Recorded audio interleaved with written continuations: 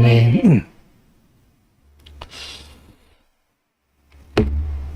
오늘 아침에 우리 찬양을 드리는데, 모든 것이 은혜다, 이렇게 찬양을 하지 않았습니까? 여러분, 모든 것이 하나님의 은혜인 줄로 믿습니까? 아멘. 근데 이 은혜는요, 공짜로 생긴 게 아니에요. 이거는 창조주가 십자가에서 죽는 대가를 지불하고서 생긴 게 은혜예요. 아멘.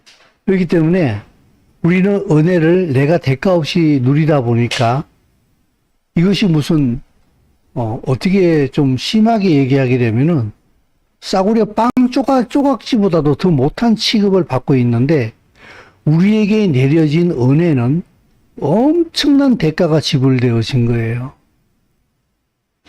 그걸 올바로 인지할 때에 비로소 신앙이라는 것이 발동하기 시작을 합니다. 내게 주어진 은혜가 얼마만한 대가로 이것이 내게 임했는가를 알 때에 비로소 신앙이라는 것이 생기기 시작을 합니다. 자, 제가 예로 한번 들어볼게요. 우리가 자녀를 키우게 되면은 그 아이들이 성인이 되기 전까지는 부모의 일방적인 사랑 가운데 성장을 합니다. 그 아이들은 하는 게 아무것도 없어요. 그죠? 그야말로 그냥 속된 말로 먹고 자고 싸고 이게 다예요, 그냥. 그런데 부모는 그것을 너무나 당연한 것으로 받아들이고 그 아이에게 모든 것을 다 퍼붓습니다, 그야말로. 그죠? 근데 생각해 보시라고요. 이 아이가 부모로부터 그렇게 무조건적인 사랑, 다른 말로 표현하면 은혜를 입을 수 있는 게 뭐예요? 자기가 한 건 아무것도 없어요. 그래서 은혜는요, 항상 베푸는 쪽에서 주는 거예요. 우리가 지금 그 은혜를 잊고 있다고, 지금, 그죠? 그래서 자녀가 그 부모의 은혜 가운데 누리면서 성장하잖아요, 그죠? 그래서, 우리 부모님이 나를 위해서 얼마나 많이 희생했는가, 라는 걸 깨달으면서, 나 여기 보답해야지, 이러면 우리는 뭐라 그래요? 그 애 보고? 철들었다 그러죠, 그죠?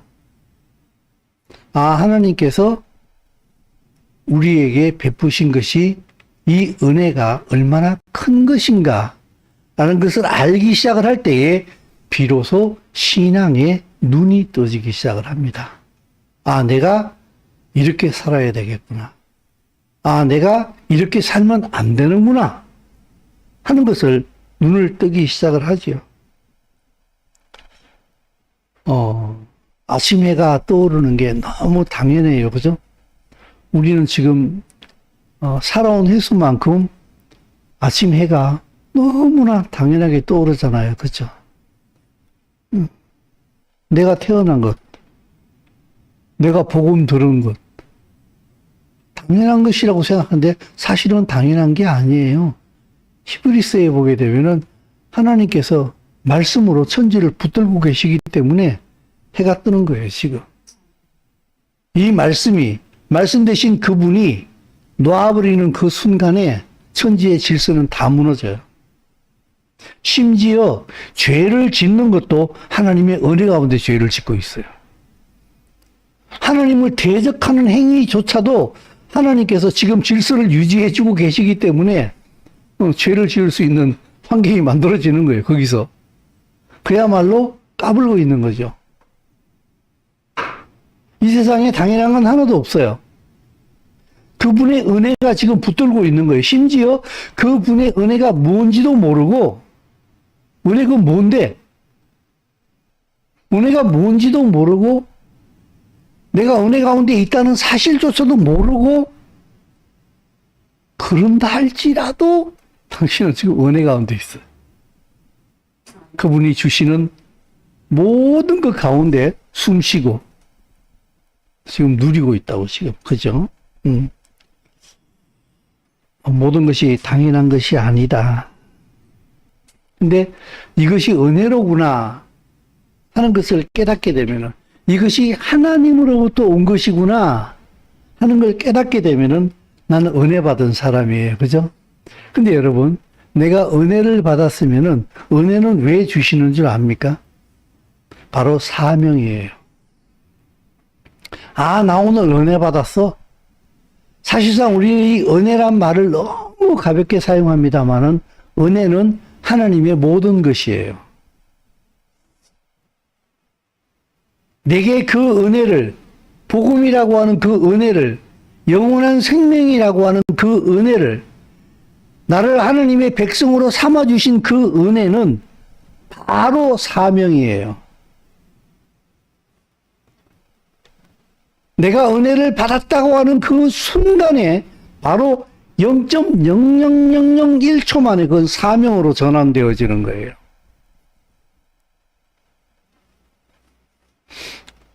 저는 육군 하사 출신이에요. 6개월 동안 훈련 받았어요. 6개월 동안 훈련 받는 동안에 단풍하사예요. 단풍하사가 뭔가 하면은 그 병장 계급장 위에 빨간 거 이렇게 하사 계급장 하나 딱 있잖아요. 갈매기. 그게 빨개요. 빨간색이야. 그래서 빨간색이라고 해서 훈련 받을 때 우리는 단풍하사 계급장을 하고 있는데 빨갛다고 단풍하사라 그래. 6개월 훈련이 끝나고 나게 되면은 그 빨간 하사 계급장이 노란색으로 바뀌어요. 그래서 하사관학교 교장이 와서 계급장을 바꿔 달아줘요. 전부 다 이렇게 한 명 한 명. 그리고 그 이제 퇴소식이 끝나고 나면은 막 좋다고 막 모자 벗어가지고 막 하늘로 집어 던지고 막 난리가 나요. 생각해 보십시오. 기쁘지요? 드디어 6개월 동안에 그 지겨운 훈련이 끝나는 시간이야. 근데 뭐예요? 끝났다 하는 그 순간이 뭡니까? 시작이다. 바로 사명이에요. 너는 이제 분대장으로서의 사명이 주어지는 거예요.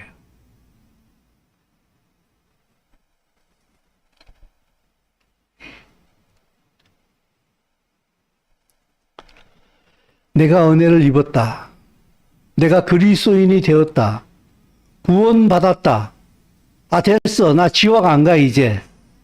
그 수준에 머문다고 하게 되면 당신의 구원은 오심받아 마땅합니다. 아, 나 구원받았어. 이제 나 지옥 안 가. 땡 잡았어. 네, 됐어, 이제. 여기에 머무른다고 한다면은 당신이 받은 그 구원은 마땅히 의심받아야 돼요. 심각하게 사명적 존재로 다시 일어나야 돼요. 왜 나를 구원하셨는가? 왜 내게 이 은혜를 주셨는가? 왜 하나님의 아들이 십자가에 죽으시고 부활하신 그 은혜를, 그 십자가의 죽으심과 부활하심을 통한 그 은혜를 왜 내게 주셨는가? 그걸 깨달아야만이 비로소 오히려 당신의 구원은 완전함으로 들어가게 되는 거예요. 당신이 받은 구원이 진짜가 되는 거예요.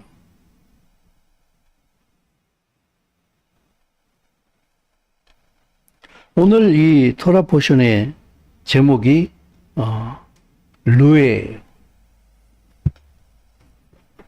우리 한글 성경에는 이 르에가 아쉽게도 이렇게 뭐라 해야 생략되어 있어요. 신명기 11장 26절 말씀에서부터 시작인데, 자, 우리 같이 한번 읽어보도록 하겠습니다.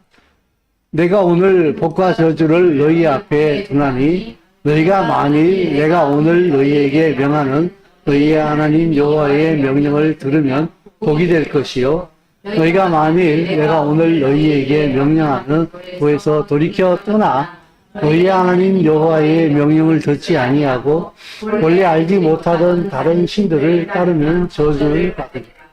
내 하나님 여호와께서 내가 가서 차지할 땅으로 너를 인도하여 들이실 때에 너는 그리심 산에서 축복을 선포하고 에발산에서 저주를 선포하라.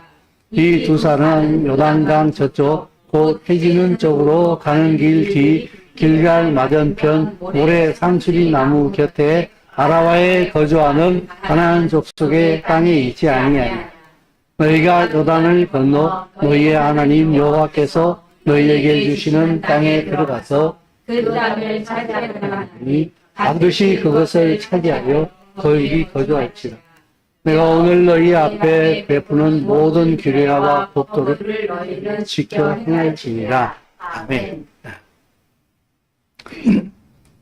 여기에 신명기 11장 26절 말씀에 오늘 이 토라 포션의 제목이 르에 보라 하는 뜻인데 이게 우리 개역 성경에는 없어요. 바로 이게 없는 상태에서 내가 오늘 복과 저주를 너희 앞에 전하니 이렇게 나오는데 이 르에라는 이 말이 너는 보라는 뜻이에요. 너는 봐라. 뭘 보는가 하게 되면은 너희 앞에 복과 저주를 내가 같이 뒀다라고 했는데 너희 앞에라고 하는 요 말의 히브리어는 리프네이켐이에요. 근데 보라는 단수인데 리프네이켐이라고 하는 너희 앞에라고 하는 요 말은 복수예요.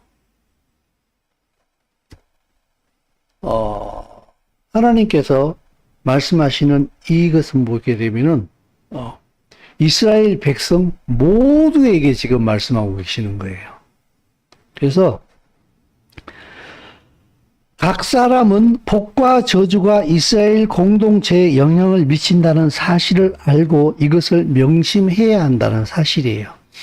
내가 너희 앞에 봐라. 너희 앞에 내가 복과 저주를 뒀는데 너희가 복을 받을 수 있는 것을 선택을 하든지 저주를 받을 것을 선택을 하든지 간에 거기는 너희 자유야.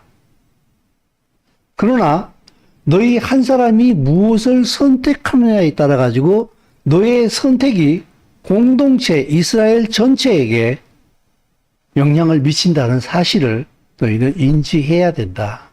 이렇게 말씀하시는 거예요. 보십시오, 여러분.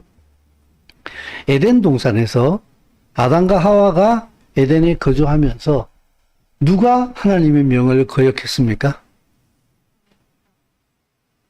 하와가 거역했지요. 근데 하와가 거역한 것이 누구에게 영향을 미칩니까? 아담에게까지 영향을 미칩니다. 이게 공동체입니다. 이게 하나됨이에요. 그래서 사도 바울은 그 자기 목회서 시는 또 얘기하잖아요. 한 사람의 죄로 말미암아 세상에 죄가 들어왔는데 한 사람의 의로 말미암아 모든 사람이 또한 의로워지는 거예요. 예수와 그리스도의 십자가를 통해서 모든 사람이 의로워질 수 있는 길이 열리게 된 것 아니겠습니까? 이게 서로 영향을 미치는 거예요. 그죠? 그래서 하나님께서 모세를 통해서 말씀하실 때에 내가 복과 저주를 너희 앞에 두었다. 너희가 무엇을 선택하든지 간에 그 선택은 너 하나로 끝나는 것이 아니다. 그 선택은 네 자신은 물론이고 너의 가족과 이스라엘 공동체 전체에 예수와 그리스도 여호와의 이름 아래에 모인 모든 공동체에게 그 영향이 미치게 된다. 그러므로 너희는 신중하게 잘 선택해야 된다 하는 것을 지금 말씀을 하고 계신 거예요. 자, 조금 포인트를 왔다 갔다 할 건데 자, 하나 넘어가 봅시다. 여기 보게 되면은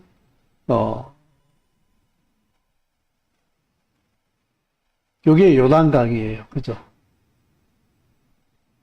여기에 가나안 땅 안에 에발산과 그리심산이 남북으로 서로 맞보고 있어요. 마주보고 있어요. 근데 이 그리심산에서 복을 선포하는 거예요. 에발산에서 저주를 선포하는 거예요. 왜 이 산꼭대기에서 저주를 선포했을까? 안 보이면 잊어버려요, 사람은. 그래서 그리심산을 볼 때마다 축복이 선포되어진 산이라는 것을 보면서 아, 나는 하나님께 축복받을 수 있는 것을 선택을 해야 돼 라는 시야로 보는 거예요. 에발산을 보면서 아, 하나님의 저주도 축복과 함께 저주도 실제라는 사실을 그 산을 보면서 깨닫는 거예요. 아, 내가 저주받을 일은 택하지 말아야 되겠다 하는 사실을 하나님께서 이스라엘 백성 전체에게 가르쳐 주는 것이 아니겠는가. 보십시오, 여러분. 그리심산은요, 이 그리심이라는 게 게라짐이라고 하는 이제 히브리어로 표현하면 게라짐이에요. 근데 이거는요, 잘라낸다는 뜻이에요. 그리심산에서는 잘라낸다는 뜻이에요. 여러분, 잘라내서 구별한다는 거예요. 거룩하게 구별해낸다는 거예요. 내가 구원받았다는 얘기는요, 그저 단순하게 나 지옥 안 가 이 뜻이 아니라 당신을 왜 지옥을 안 보내는가 하게 되면은 지옥 가는 무리에서 구별해내는 거예요. 컷 오프해서 잘라내서 여기다 옮겨놓은 거예요. 왜 올려놓은가 하게 되면은 바로 그 자에게 하나님의 사명을 주시는 거예요. 아까 말씀드리는 것처럼. 그래서 내가 구별되어졌다는 얘기는 무슨 말인가 하게 되면 바로 내가 사명적인 존재가 되어졌다는 거예요. 더불어서 에발산은 벌거숭이 산이에요. 민둥산이라는 뜻이에요. 홀딱 벗겨진 산이에요. 여러분, 가장 부끄러운 건 무엇인가 하게 되면요, 홀랑 벗는 거예요.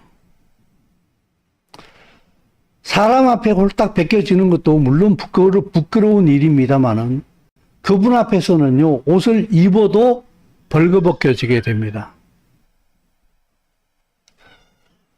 예수와 그리스도의 피로 옷 입지 않으면은 모든 인간들은 하나님 앞에 굉장히 수치스러운 존재가 됩니다. 그래서 예전에 한번 말씀드린 것처럼 이제 그런 얘기를 하더라고요. 그것도 일리가 있다. 저는 그렇게 생각을 합니다. 하나님께서 이렇게 심판대 앞에 섰을 때에 사람들이 심판받으러 오잖아요. 너 지옥 이렇게 얘기 안 하신다는 거예요. 지 혼자 알아서 지옥 가는 길로 선택해서 간다는. 왜? 빛이신 그분 앞에 내가 예수와 그리스도로 피로 옷을 입지 않으면은 내 죄가 너무 부끄럽고 수치스러워서 그 빛 대신 그분 앞에 나아가지를 못한다는 거예요. 그냥 스스로 지옥으로 그냥 간다는 거예요. 그냥. 굉장히 일리가 있다. 저는 그렇게 생각을 했어요. 여러분, 예수와 그리스도로 옷 입지 않으면은요, 우리는 절대로 주님 앞에 그 수치를 벗을 수가 없어요. 반복되어서 자꾸 말씀드리는데 하나님께서 우리에게 예수와 그리스도의 십자가의 피로 은혜를 주신 이유는요, 우리를 구별해낸 거예요. 잘라낸 거예요. 그게 축복이에요. 지옥 가는 무리에서부터 우리를 건져내 주신 거예요. 건져낸 것으로 끝내는 게 아니라 사명적 존재가 됐다는 거예요. 오히려 저 건져냄을 받지 못한 사람들을 위한 사명적 존재가 된 거예요. 나 예수 믿어서 귀가 닳도록 하는 얘기인데 나 예수 믿어서 구원 받아가지고 이제 기도하면 기도 응답 받아서 나 부자 되고 건강하고 이거야. 아니에요. 당신이 그렇게 생각하면 당신한테는 그거 없어요. 그렇게 생각하는 그거 자체가 당신의 신앙은 벌써 이미 궤도를 벗어난 신앙이에요. 그 신앙은 가짜예요. 예수와 그리스도의 피로 인해서 생겨나는 신앙이 아니에요. 그 신앙은. 나 잘 먹고 나 잘 사는구나 이제 이렇게 생각을 하는 그것 자체가 예수와 그리스도의 십자가의 보혈의 피로 생겨난 신앙이 아니라는 거예요. 그거는. 신앙은 성령이 내 안에 계심으로 인해서 생겨나는 거예요. 그죠? 성령이 내 안에 역사할 때에 그렇게 자기중심적인 신앙으로 가질 않아요. 사명적 존재로 눈을 뜨게 된다는 거예요. 아, 내가 이제는 이렇게 살아야 되는구나.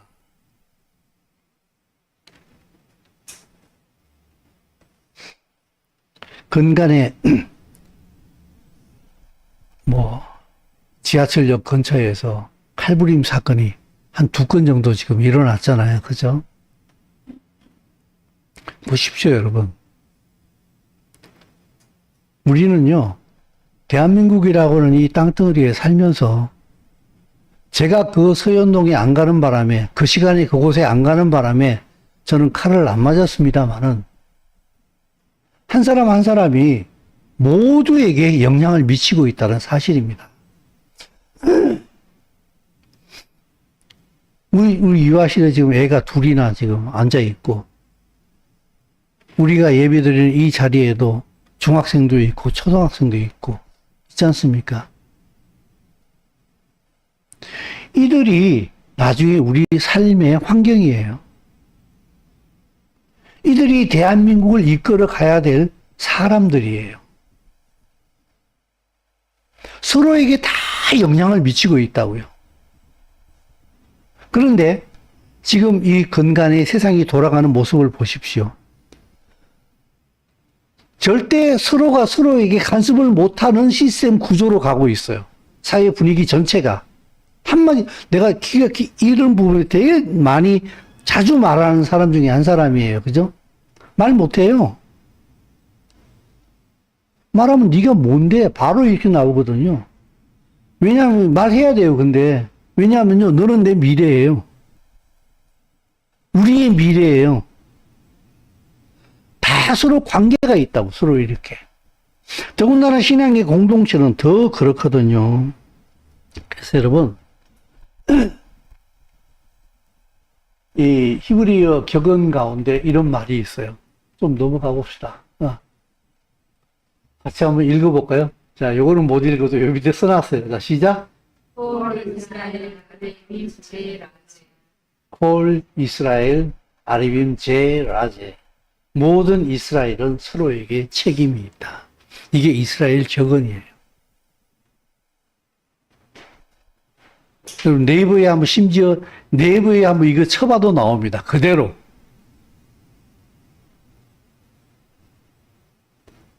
조금 다른 의역이 있을 수가 있어요. 모든 이스라엘은 모두에게 연결되어져 있다.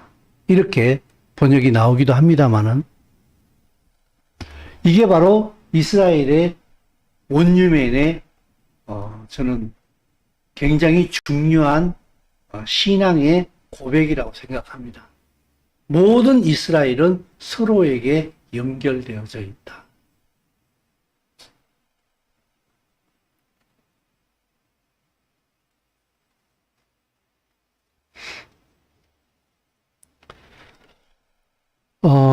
오늘 우리 성경을 신명기서 한번 찾아보겠습니다. 여러분 성경 한번 찾아보십시오. 신명기서 14장 2절 말씀입니다. 신명기 14장 2절. 자, 다 같이 읽습니다. 너는 내 하나님 여호와의 성민이라. 여호와께서 지상 만민 중에서 너를 택하여 자기의 기업의 백성으로 삼으셨네. 제가 다시 한번 너는 내 하나님 여호와의 성민이라. 성민이라는 얘기는요, 구별되어진 백성이라는 뜻이에요. 거룩성자의 백성민자예요. 내가 너희를 구별해냈다. 컷오프했다. 잘라냈다는 거예요. 잘라내서 내 백성으로 삼았다는 거예요. 짜서 자기 기업의 백성으로 삼으셨느니라. 하나님의 소유로 삼으셨다는 거예요. 그러므로 이스라엘에서는요, 하나님의 이름이 울려 퍼져야 돼요. 이스라엘이 움직일 때마다 거기에서는 하나님의 살아계심이 이스라엘을 통하여서 나타나야 돼요. 왜냐하면 분명히 얘기했잖아요. 그죠? 이스라엘은 하나님의 기업이라고. 여러분, 삼성이 어떤 사업을 선택하고 어떤 일을 하게 되면요, 이재용 회장의 의지가 그 사업 방향에 드러나는 거예요. 안 그렇습니까? 네. 지난 정부의 문재인 대통령이 대통령이었기 때문에 우리나라 정부가 움직이는 모든 것이 누구의 의지가 나타납니까? 거기에. 그분의 의지가 나타났잖아요. 그죠? 지금은 윤석열 대통령이에요. 그러니까 우리나라 정부가 움직이는 방향 기조가 달라졌죠. 그죠? 왜 그래요? 그 대통령의 의지가 지금 정부 각 부처를 통해서 나타나는 거 아니에요? 이 이스라엘을 통하여서 하나님 의지가 이스라엘을 통해서 드러나게 돼 있다는 거예요. 그걸 드러내는 것이 또한 하나님의 백성의 책임이기도 한 거예요. 그래서요, 여러분, 내가 움직이는 이 모든 것들이 내 옆에 있는 공동체 지체들과 연결되어져 있을 뿐만 아니라 나의 선택하는 그것이 하나님의 이름하고도 심지어 같이 연결되어진다는 거예요. 그래서 사명적 존재가 되는 거예요. 이건 굉장히 진지합니다. 굉장히 심각한 문제입니다. 긍정만을 얘기하기에도 부족한 시간인데 부정을 얘기할 필요는 거의 없다고 생각하는데 못 따라오는 지체들이 있기 때문에 부정을 얘기함으로 인해 가지고 네가 지금 서 있는 자리를 지금 명확하게 밝혀줌으로 인해서 이쪽으로 옮겨야 되거든요. 사명적으로 못 살고 있잖아요. 괜찮아요. 아니, 안 괜찮아요, 당신은. 당신은 안 괜찮아요. 당신 혼자 괜찮다고 생각하는 거예요, 지금. 빨리 하나님의 백성으로서의 삶으로 옮겨져 와야 돼요. 내 삶의 모토가 그분의 말씀이 되어야 한다고요. 오늘 내 기분이 어떠냐, 내 느낌이 어떠냐, 내 환경이 어떠냐가 아니라 하나님의 말씀이 내 모든 것을 결정짓는 정확한 스탠다드, 기준으로서 살아가야 한다는 사실이에요. 자유의지를 주셨어요.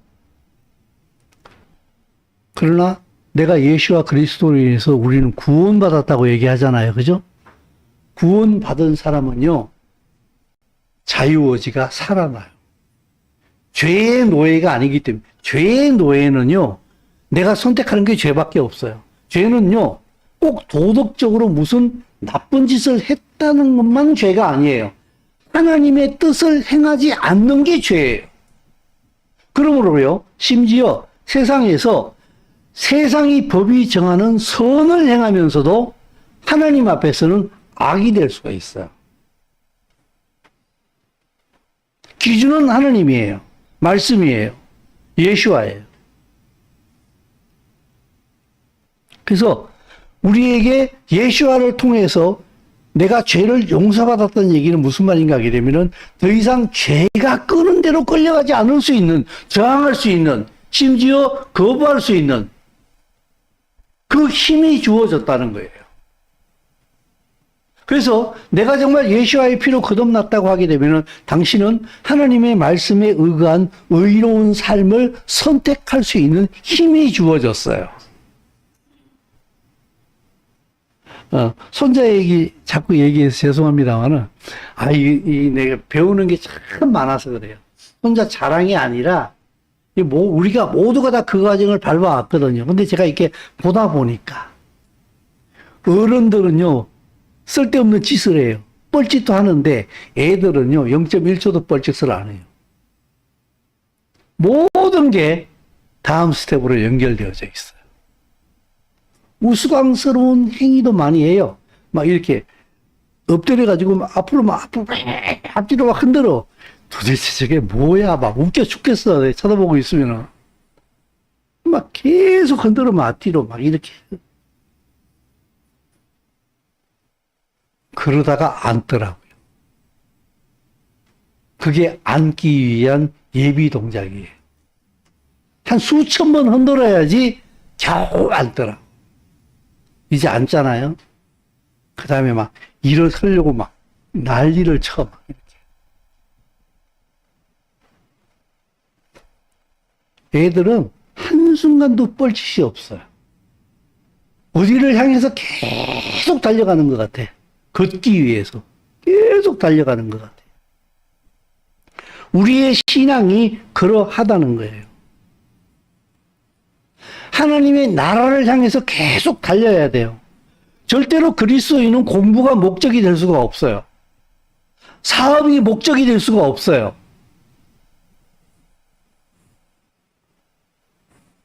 자녀가 목적이 될 수가 없어요. 돈이 목적이 될 수가 없어요. 이 땅에 있는 모든 것은 수단이에요. 무엇을 향한 수단인가 하게 되면 하나님의 나라를 향한 수단이에요. 만약에요, 당신이 사업이 목적이 되잖아요. 돈이 목적이 되잖아요. 당신이 하나님의 백성이라고 한다면 절대로 그거 이루지 못합니다. 집 사는 게 목적이잖아요. 당신이 진짜 그리스도인이면요, 집 못 사요. 제가 보기에. 하나님께서 집을 허락하지를 않으세요. 오히려 집 사는 걸 포기해야 돼요. 돈 버는 걸 포기해야 돼요. 그건 목적이 될 수가 없어요. 분명히 성경에서 예수께서 말씀하셨어요. 마태복음 6장에서 너희는 먼저 그의 나라와 그의 의를 구하라. 그리하면 이 모든 것을 너희에게 우리가요 목적으로 삼고 있는 것들은 대부분 목적이 아니에요. 그걸 오히려 포기해버리고 하나님의 나라를 향해서 매진하기 시작을 할 때에 그것들은 구하지 않아도 그냥 오는 거예요. 그냥 오는 거예요. 근데 우리가요, 신앙의 이름으로 목적이 아닌 것을 목적으로 삼아가지고 그것을 향해서 달려요.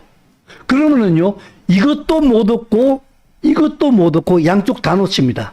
집도 못 얻고 하나님도 못 얻어요. 돈도 못 얻고 하나님도 못 얻어요. 건강도 못 얻고 하나님도 못 얻어요. 자녀도 못 얻고 하나님도 못 얻어요. 다 놓쳐버려요. 당신이 진짜 그리스도인이라고 한다면. 근데 가짜 그리스도인은요, 돈 구해서 돈 받을 수 있다고 생각해요, 저는. 수업만 좋으면. 집이 목적이 되어서 집을 살 수도 있어요. 그러나 하나님의 백성은 하나님이 그렇게 허락하시지 않아요. 이스라엘의 역사를 보면 그걸 알아요. 이스라엘이 하나님을 잃어버리고 자기네들의 이익만 추구했잖아요. 어떻게 됐어요? 나라 전체가 없어져 버렸어요. 나라 전체가 없어져 버렸다고요. 방향 여러분 잘 잡으세요. 돈이 목적이 되면 안 돼요. 돈이 목적이 되는 그 순간에 당신은 이미 하나님으로부터 이탈되어지기 시작을 해요. 사업이 목적이 되면 그 순간부터 당신은 하나님으로부터 이탈되어지기 시작해요. 공부가 목적이 되어지면은, 성적이 목적이 되어지면은, 그때부터 당신은 이미 하나님으로부터 이탈되어지기 시작해요. 그래서 못 이뤄요. 이루잖아요? 당신 하나님의 백성인가 아닌가 진짜 진지하게 생각해 봐야 돼요. 제가 예전에 이런 말씀 드린 적이 있어요. 저는 신학교 쭉 다니면서 시험에서 별로 떨어져 본 적이 없어요. 신학교 들어갈 때 입학시험도 1차에 끝났고, 대학원 올라갈 때도 1차에 나 시험 끝났고, 목사고시 볼 때도 저는 1차에 끝났어요. 목사고시 보는데 막 3시, 4시 막 보고 이런 사람들 되게 많거든요. 전 다 시험 1차로 다 끝났어요. 그래, 제가 목사고시 합격한 날 제가 이렇게 내 조카를 만났는데, 걔가 저기 카톨릭 세강대 다녔어요. 하나님에 대해서 지 딸은 좀 알아요. 근데, 야, 너 목사고시 합격했다? 그랬더니, 그럼 이렇게, 우리 하나님께서 삼촌을 저주하시는가 봐. 왜? 그랬더니, 시험은 다 붙어, 씨. 하나님께서 저를 저주하신다고 눈꽃만큼도 생각하지 않았어요, 저는. 근데 하나님께서 삼촌 저주하시는가 봐. 농담이에요. 근데 저는 그 말을 굉장히 의미심장하게 받아들였어요. 잘 된다고요? 모든 게 잘 된다고요? 축복이라고요? 저주일 수도 있습니다. 저주일 수도 있습니다. 당신이 하나님의 말씀을 따라가고 있지 않는데 잘 된다고요? 하나님의 백성이라고 한다면은 그게 저주의 방향이 될 수도 있다는 사실을 우리는 진지하게 생각해야 됩니다. 신명기 12장 8절 말씀 우리 한번 찾아보겠습니다. 신명기 12장 8절 말씀. 자, 다 같이 읽습니다. 자, 시작. 우리가 오늘 여기에서는 각기 소견대로 하였거니와 너희가 저기에서는 그렇게 하지 말지니라. 아멘. 네, 여러분. 모세가 참 재밌는 말을 사사기에서 일어나는 일들을 미리 땡겨온 건 느낌인데, 우리가 오늘 여기에서는 각기 소견대로 하였거니와 너희가 거기에서는 그렇게 하지 말지니라. 그게 무슨 말인가 하게 되면요, 가나안 땅 들어가기 전까지는 너희는 너희 의견에 옳은 대로 살았지만 이제 하나님의 땅인 가나안 땅에 들어가서는 그렇게 하면 안 된다. 하나님의 말씀대로 살아야 된다. 안 그러면요, 땅이 그들을 토해버릴 거예요.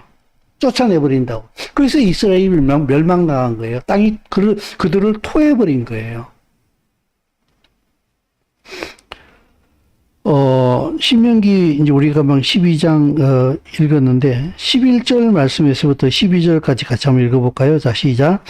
너희는 너희의 하나님 여호와께서 자기 이름을 두시려고 택하실 곳으로 내가 명령하는 것을 모두 가지고 갈지니, 곧 너희의 번제와 너희의 희생과 너희의 11조와 너희 손의 거제와 너희가 여호와께 서원하는 모든 아름다운 성물을 가져가고 너희와 너희의 자녀와 노비와 함께 너희의 하나님 여호와 앞에서 즐거워할 것이요 내 성중에 있는 레위인과도 그래할지니 레위인은 너희 중에 분깃이나 기업이 없음이니라. 아멘. 17절에서 19절까지 같이 한번 읽습니다. 자, 시작. 너는 곡식과 포도주와 기름의 11조와 내 소와 양의 처음 난 것과 내 소원을 갚는 예물과 내 약건 예물과 내 손의 거제물은 내 각성에서 먹지 말고 오직 내 하나님 여호와께서 택하실 곳에서 내 하나님 여호와 앞에서 너는 내 자녀와 노비와 성중에 거주하는 레위인과 함께 그것을 먹고 또 내 손으로 수고한 모든 일로 말미암아 내 하나님 여호와 앞에서 즐거워하되 너는 삼가 내 땅에 거주하는 동안에 레위인을 저버리지 말지니라. 14장 26절 14장 26절 29절까지 시작.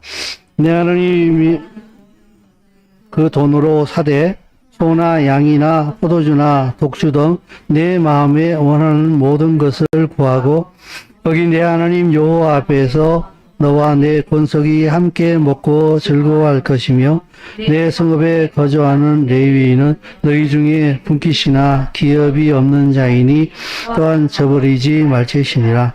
매 3년 끝에 그의 소산의 10분의 1을 다 내어 내 성읍에 저축하여 너희 중에 분깃이나 기업이 없는 레위인과 내 성중에 거류하는 객과 및 고아와 아버들이 와서 먹고 배부르게 하라.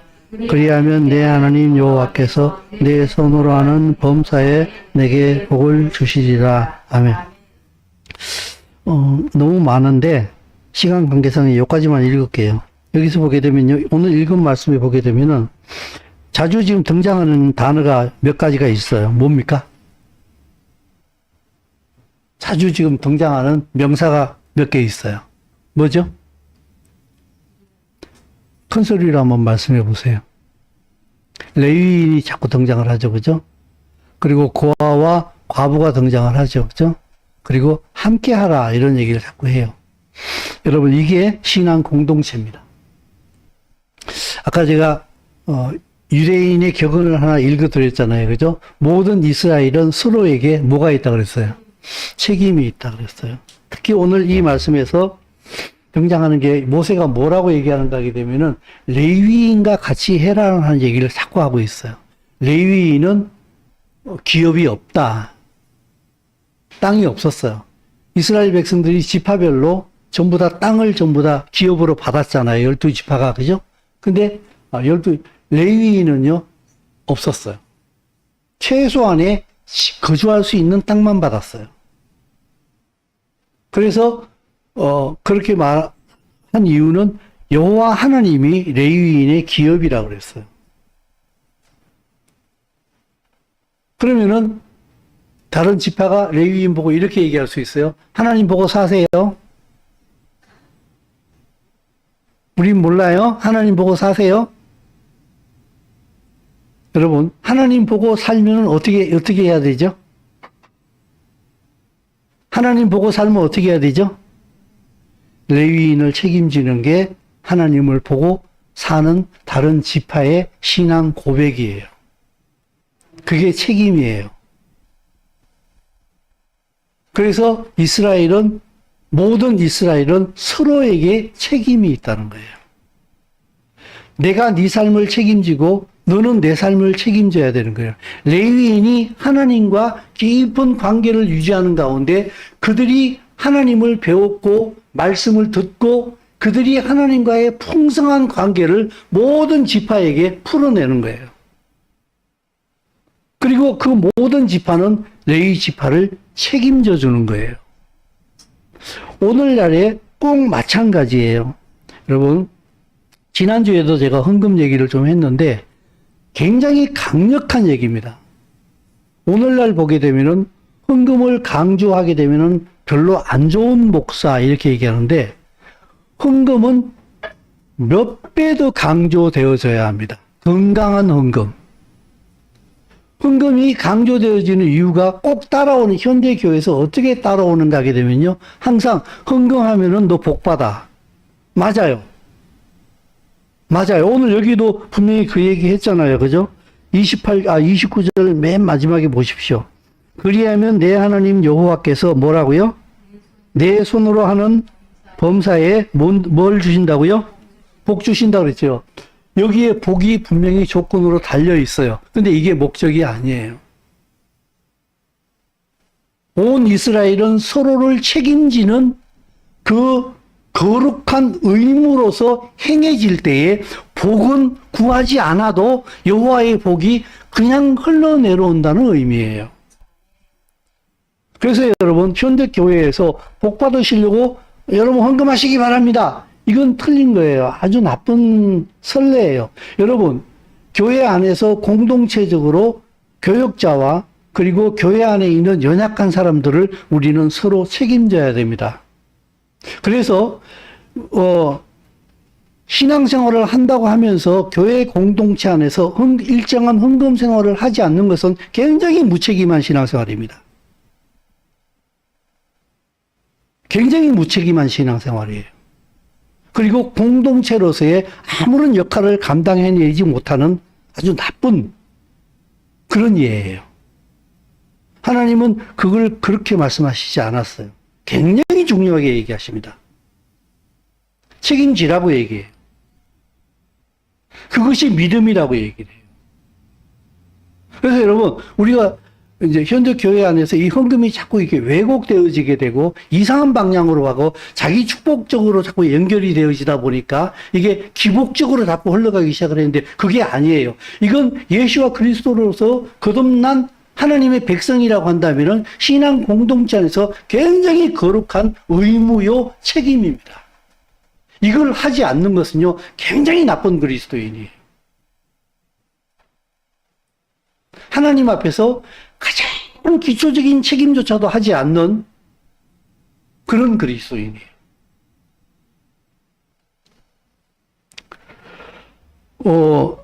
12장 29절 말씀으로 다시 한번 살짝 돌아가 볼까요? 29절, 32절까지. 12장 29, 32. 자, 시작. 내 하나님 여호와께서 내가 들어가서 쫓아낼 그 민족들을 내가 그 땅을 차지하게 하여 거기에 거주하게 하실 때에 너는 스스로 삼가 내 앞에서 멸망한 그들의 불모에 걸리지 말라. 또 그들의 신을 탐구하여 이르기를 이 민족들은 그 신들을 어떻게 숨겨두고 나더와 같이 하겠다 하지 말라. 예, 됐습니다. 우상 숭배 금지예요. 유일하신 하나님을 섬기는 거예요. 그죠? 심지어요, 이렇게 할 때에 그는 죽이라 그랬어요. 여러분, 신앙 공동체는요, 그냥 이렇게 우리 빨리 개념을 빨리 바꿔야 돼요. 이 마지막 시대에 빨리 이 개념을 빨리 전환시켜야 되는데 주일날 그냥 억지로 그냥 교회 가고 왔으면 잘 됐고 못 가면 다음 주에 또 가면 되고 못 가면 그냥 영상으로 때우면 되고 그냥 뭐 안 가면 그냥 헌금도 그냥 온라인으로 쏘면 되고 뭐 됐잖아. 뭐 더 이상 요구하는 거야. 이 정도 수준으로서는 안 돼요. 성경에서는요, 신앙 때문에 여호와의 이름 때문에 죽이고 살렸어요. 여러분, 신앙 공동체는 목숨을 건 공동체라는 사실을 여러분 아십니까? 이제 가면 갈수록 이게 더 압박이 강하게 나타날 거예요. 정말 목숨 안 걸면은요, 신앙생활이 불가능한 시대가 지금 한 걸음 한 걸음 따박따박 다가오고 있어요.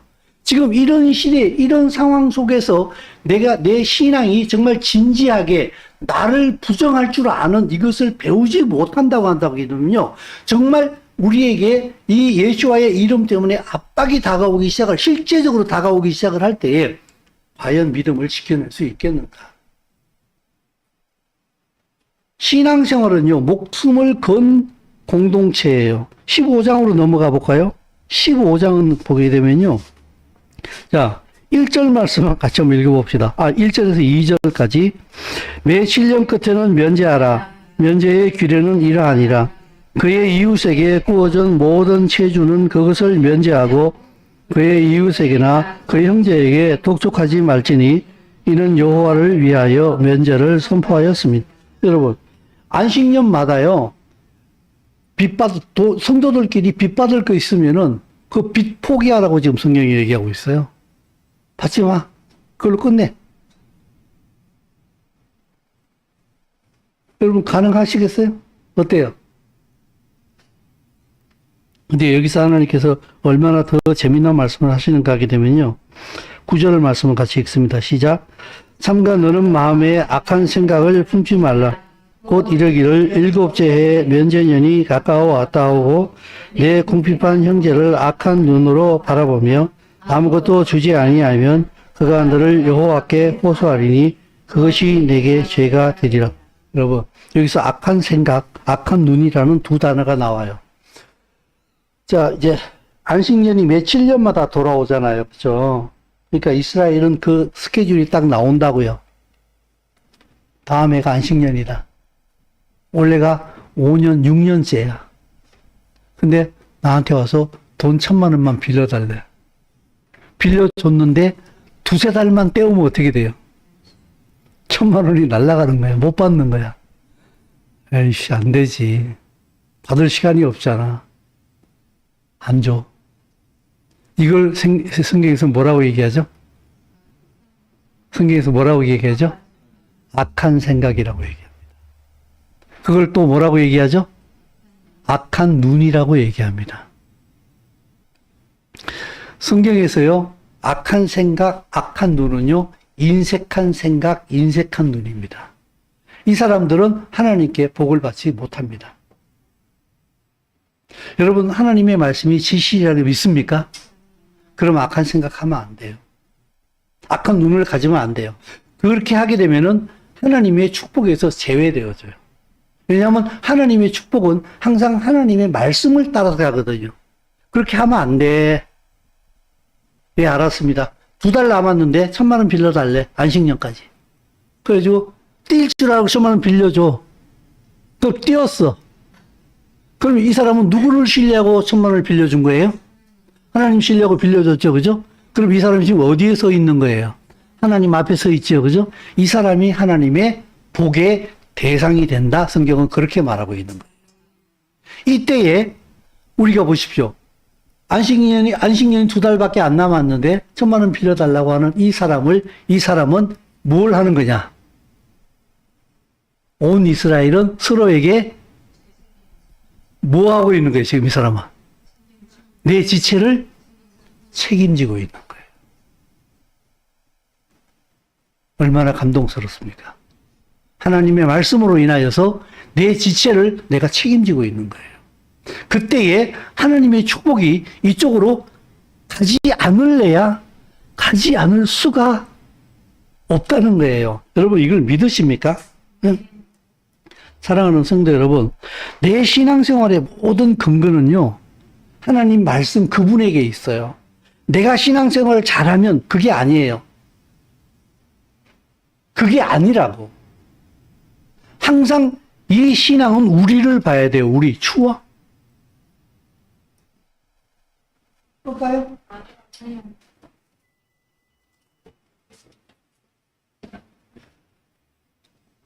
이 신앙은요, 우리를 봐야 돼요. 우리를. 나만이 아니에요. 우리를 봐야 된다. 우리. 그래서 서로를 책임져야 되는 이걸 우리는요, 진지하게 배워나가야 돼요. 우리는 서로를 책임져야 한다는 사실을 진지하게 배워나가야 돼요. 근데 세상은 반대로 가요. 전부 다 개인으로 지금 모래알처럼 잘라지고 있잖아요. 그죠? 서로를 책임지는 우리로서의 공동체로 함께 나아갈 수 있도록 이걸 진지하게 배워나가야 돼요.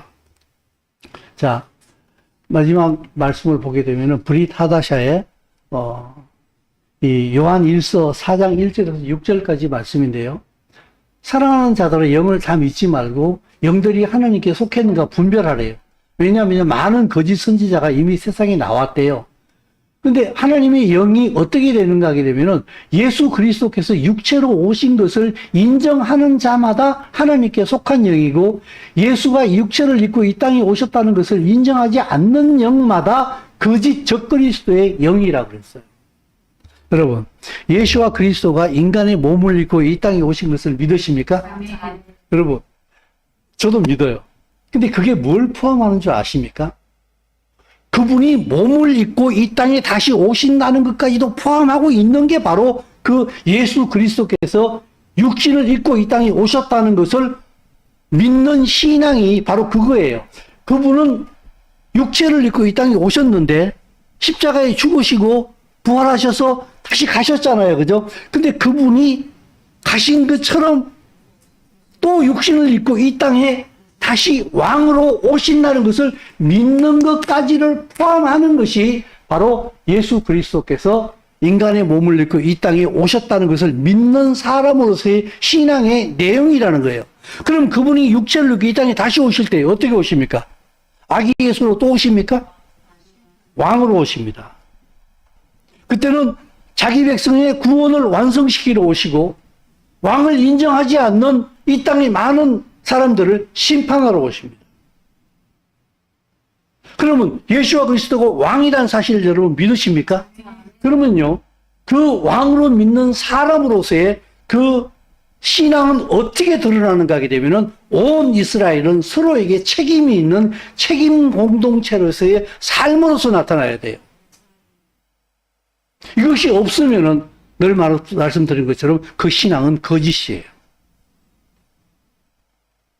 내가 자식을 낳았는데 내 자식을 내가 책임지지 않잖아요.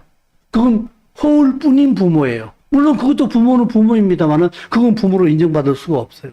내가 그 부모에게 태어났어요. 자식이에요. 근데 이 자식이 성장해가지고 그 부모를 책임지지 않아요. 내몰라라해요. 이건 자식이 아니에요. 껍데기 부린 자식이에요. 예수아가 왕이라는 사실을 믿으십니까? 그러면 그 왕의 이름 안에 있는 이 공동체를 책임질 줄 알아야 돼요. 그걸 배워야 돼요. 그 첫걸음이 헌금이에요. 가장 쉬운 게 헌금이라고. 난 그것도 못해요. 이건 아니라고 얘기하는. 이건 아니라고 얘기하는.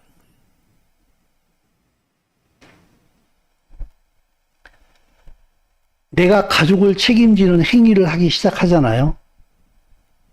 항상 비유는요, 항상 한계가 있어요. 그래서 개떡같이 얘기하더라도 찰떡같이 알아들으세요. 제가 지난주에는 심지어 헌금을요, 동호회의 회비로까지 내가 설명을 했어요. 그건 비유가 될 수 없는 것이라고 내가 전제를 달면서, 그 회비 안 내면 회원이 될 수가 없다라고 하는 것을 내가 헌금에다 비유해서 얘기를 했다고. 오죽 답답한데 그렇게 얘기했을까. 근데 헌금하고 어떻게 동호회 회비하고 비유할 수 있겠습니까? 근데요, 굉장히 많이 닮음이 있어요, 그 안에. 내가 하나님 앞에서 공동체를 위해서 나의 소유를 드리잖아요. 그죠? 그 안에 배움이 있어요. 그쪽을 향해서 내가 발걸음을 띄기 시작하잖아요. 그러면요, 거기에서 진리가 나를 깨우쳐 주는 것이 있어요. 그 행위를 할 때에. 거기에 들어가기 전까지는, 내가 그 삶을 살아내기 전까지는 절대로 깨달을 수 없어요. 들어도 안 돼요, 이거는. 들어도 내게 안 돼요. 봐도 내 것이 안 돼요. 이건 절대로 안 돼요. 내가 그걸 하잖아요. 하기 시작하면은 그때에 그것이 내게 소리 지르기 시작해요. 그건 이런 거야. 이 안에 이런 것이 담겨져 있으라고 내게 진리가 나를 깨워줘 주는 것이 있어요. 지금 이 시대에는요, 헌금이 아까 말씀드린 것처럼 굉장히 많이 왜곡되어지게 되고 희석되어지게 되고 방향이 많이 삐뚤어져 있어요, 지금. 근데 이걸 바로 잡아야 돼요. 헌금은 예수와 그리스도를 나의 왕으로 섬기는 공동체를 책임지는 거룩한 의무로서 성도가 마땅히 감당해야 될 가장 첫 번째 의무예요. 이건 심각하게 감당해내야 돼요. 진지하게 감당해내야 돼요. 그때에 오히려 하나님께서 당신을 축복하시는 것을 우리는 체험할 수가 있어요. 깨닫는 은혜가 꼭 함께 하시기를 예수의 이름으로 축원드립니다. 기도하겠습니다. 예수가 우리의 왕이심을 믿습니다. 그 왕의 이름 아래 함께 모인 우리 공동체를 믿음으로 사랑하기를 원합니다. 나의 재물을 주 앞에 드려 서로를 책임질 줄 아는 공동체를 만들어가게 하여 주시옵시고, 그 공동체가 함께 유지되어지는 가운데 나도 그 안에서 진리로 보호함을 받으며 주님 오시는 그날까지 우리의 거룩함을 유지하며 우리의 믿음을 유지하는 백성으로서의 삶을 살게 하여 주시옵소서. 예수의 이름으로 기도드리옵나이다. 아멘. 우리 찬송 드리면서